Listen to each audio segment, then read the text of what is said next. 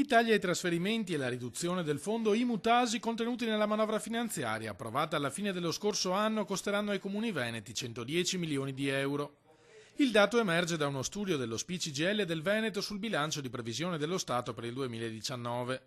Ogni municipio potrà spendere in media 200.000 euro in meno rispetto allo scorso anno, una cifra pesante soprattutto per i piccoli comuni, le cui amministrazioni, prevedono i pensionati, non potranno far altro che imporre nuovi tributi, approfittando della fine del blocco introdotto dal governo Renzi.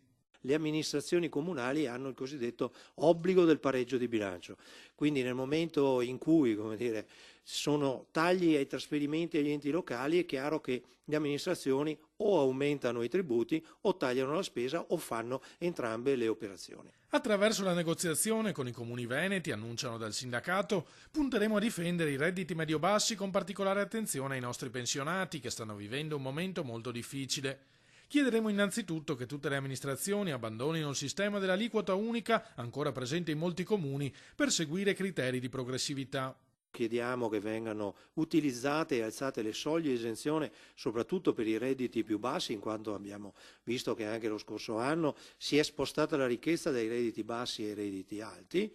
E poi cerchiamo di fare in modo, di contenere quelle che sono le tariffe sui servizi sociali e di non penalizzare questi ultimi perché di servizi sociali ce n'è sempre più bisogno.